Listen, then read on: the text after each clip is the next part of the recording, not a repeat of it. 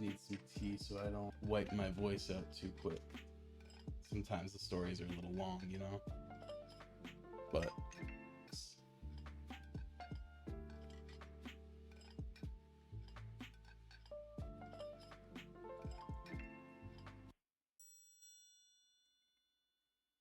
there we go.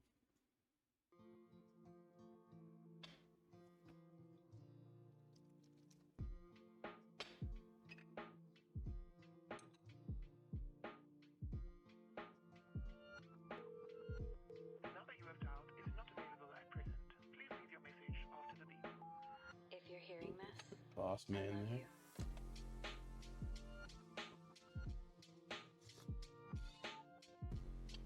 This first story is by user not underscore necessarily. It's called There's Only 5 of Us on This Camping Trip. We keep counting 6. There were bright flashes of red in the sky.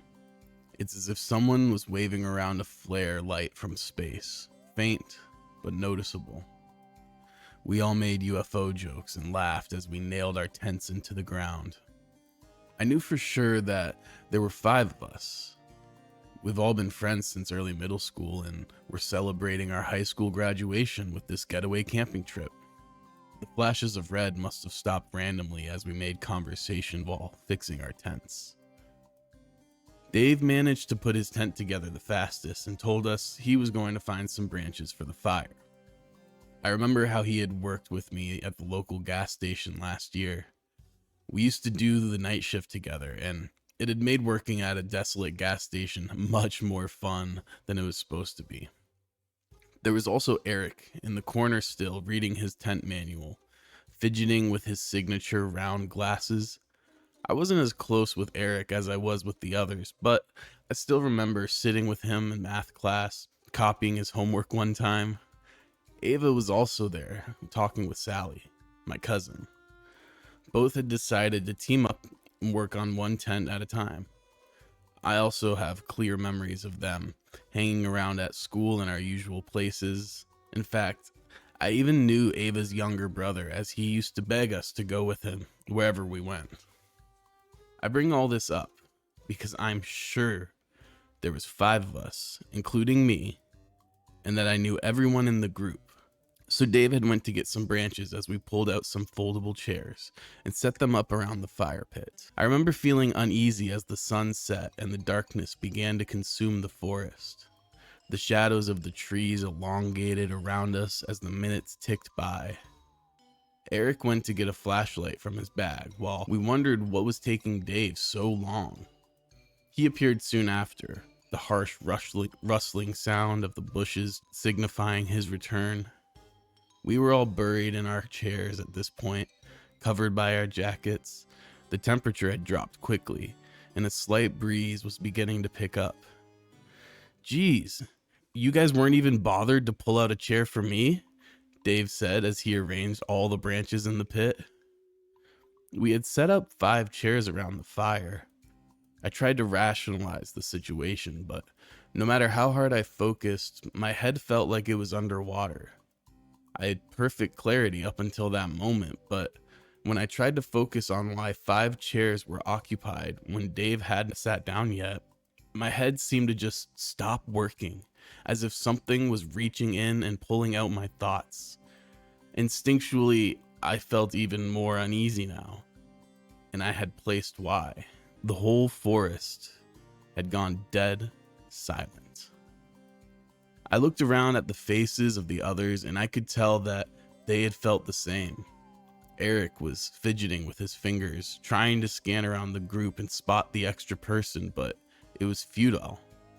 I scanned every face, each etched in worry and frowning in frustration, except for, "It's all right.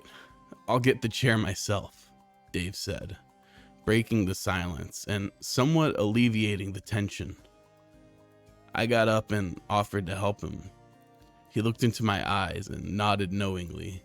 We headed away from the fire pit towards the tents, but I kept my eyes glued on our group. "How many people are there?" I whispered to Dave as he looked around and realized that we had indeed only packed 5 chairs. In fact, Every person had brought with them their own chair. They were heavy to carry, and we wouldn't bring any extra needlessly.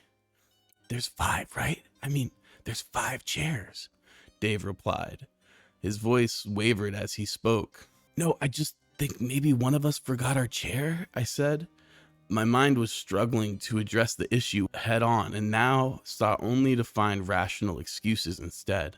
I didn't quite feel in control of my thoughts. It felt like swimming in a dream, and if I tried to force myself to think about who the 6th person was, my head would begin to throb. Yeah, that sounds about right actually, Dave said, relaxing and heading back to the group. When we walked back to the fire pit and circle of chairs, 2 chairs were empty, one for me and one for Dave. Everything was adding up now, even though we all agreed it wasn't before. Sally suggested we were all probably tired after the long hike to get here, and probably just needed some sleep. She could have been right. We were all sleep deprived from waking up early, very early, to make it on time. Ava brought out the drinks. The whole 6-pack was emptied. We all moved closer to the crackling fire for warmth as we took sips from our cans and reminisced on memories of last year. Ava was in the middle of telling us about that one time she was home alone with weird things happening in her house when I got these sudden chills, despite the pleasant warmth of the fire. What felt cozy and safe moments ago felt wrong now, all because I realized that there was a crucial detail I missed. Who started the fire? I asked, completely interrupting Ava in the middle of her story and breaking everyone else's immersion. Everyone looked momentarily annoyed until they realized they had no answer. Once again, I scanned the faces staring back at me, all barely illuminated by the light from the fire, all familiar and pale from fear. Wasn't it you, Dave? Eric asked. Dave shook his head. I think the person standing behind Jenny did it, Sally said, looking over at me. I whipped my head around so quickly it hurt. My heart was pounding in my ears. There was nothing behind me except for the encompassing darkness of the woods. Staring at those tall, dark trees behind me made me feel exposed. I felt like a lost bird in a vast field. Wait, I mean, I don't know, Sally said. Her eyes had gone wide, and she was shaking visibly. She continued to look around frantically as Ava moved over to her, placing her hands on her shoulders and trying to calm her down. I think we should leave this place, Ava stuttered. Yeah, something just doesn't feel right, but I can't put my finger on it, Dave said. But it's so dark out in the forest now. We'd probably get lost if we leave now, someone else said. Yeah, I think we should stay the night and leave as soon as we can tomorrow, Eric agreed. I tried to protest, but realized Eric was right. The woods harbored an oppressive darkness within which navigation would be near impossible. Let's not sleep in our separate tents just to be safe, Sally said. We all agreed. We only brought 1-person tents with us, but we could squeeze 2 if we tried. That way no one would be alone tonight. Following this conversation, we all got up and made our pairs. I went with Dave, and Sally, like always, went with Ava. Eric kept complaining that he didn't have a pair, but we reassured him he did. He wouldn't accept it. I feel like at some point, we all realized that there were only 5 of us, and suddenly, we were all huddling up in the middle of the clearing. Why do we keep thinking there are 6 of us? Eric asked. Sweat was dripping down his face despite the cold. We nearly left him all alone, on his own, under the assumption that there was another person. My stomach turned as I squeezed my eyes shut and tried to mentally recap everyone here. My head throbbed, but I kept pushing it. There's me, Dave, Eric, Ava, Sally, and I was pointing at each of them as I said their name. I retched and emptied the contents of my stomach on the ground when I got past Sally. The left side of my head felt like there was a knife stuck in it. My vision was blurry. Dave held me up to stop me from collapsing, and we all wordlessly started to move towards the tents as someone put out the fire. Dave helped me into a tent, while while the four outside discussed what to do. I could only focus on snippets of the conversation as the excruciating pain beating against my skull came and went in waves. Sally had the brilliant idea of arranging 3 tents together so that their openings faced together at right angles in a sort of U shape so we could all sleep as close as possible and also limit the entrance to our tents. Dave was about to go to help as they worked outside, but I clutched his hand and I asked him to stay with me. The tents took some time to arrange. I started to feel a bit better once everyone got settled in their tents. A quick head count confirmed there were 5 of us. Eric would have to sleep in his tent alone, but he was more comfortable with it since all the tents were very close now. Looking back now, I think he was just trying to put a brave face on for us. I regret that moment deeply, letting him sleep in his tent alone. He was always less integrated in our group and knew that none of us would pair with him. Just before going to bed, we all agreed to leave as soon as the sun rose in the morning. I remember taking one last look outside the tent into the forest before trying to fall asleep.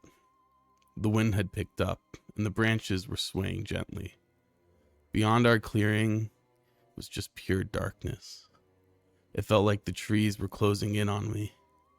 With the faint moonlight illuminating our clearing, I turned my head to look over at the 2 tents we had left out and saw something standing next to them.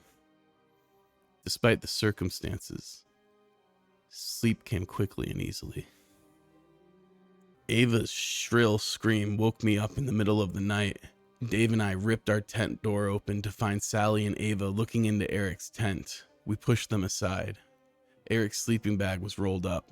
He was still inside it, his head in the center, face contorted in utter agony. The rest of his body rolled around it with blue fabric now dripping with dark blood. Dave zipped up the door to the tent.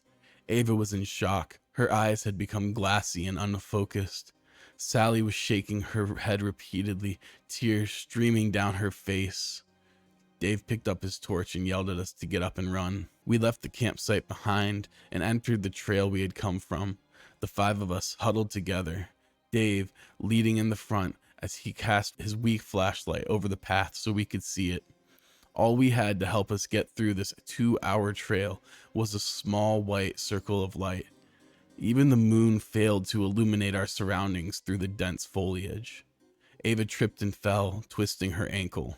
We came to a stop. Someone said they knew how to splint so we could keep going. They dragged her into the woods instead. It happened too quickly for any of us to process.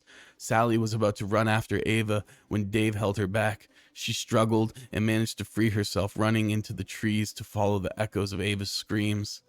I was about to run after her, but Dave held me by the shoulders and shook me hard. "We need to get out of here, Jenny. Please," he said. I hesitated, but jolted into motion again when Sally's voice was cut off abruptly. She had been calling out Ava's name as she ran after her. Dave and I continued to run down the trail, trying to get to our car so we could get out of there. There was nothing we could do. At some point, there were 3 of us running on the trail. Dave and I shoulder to shoulder, while someone followed closely behind. "Dave, who's behind us?" I gasped. My heart was threatening to burst through my rib cage and my legs burned. He turned to look at me, confusion transformed into fear on his face and then into rage. "You keep running," he told me as he produced a pocket knife from his pants. He handed me the car keys, which I nearly dropped. Then he turned around and suddenly jumped at whoever was behind us. I continued to run in fear as the sounds of a struggle grew behind me. I tripped and tumbled through the trail for what felt like hours. I didn't allow myself to stop. I almost cried when the trail ended and I walked out into a familiar car park. Not wasting a second, I ran to the car and started it up, accelerating out of that forest and onto the highway within mere seconds. I'm typing this post out as a rest stop.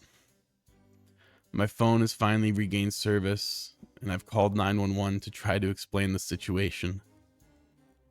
I don't think they believe my version of the events, but they sent a car my way regardless. As I wait, the sun is finally starting to rise. After I hit the post button on this, I'm going to check why the person in my back seat has been so silent the whole time.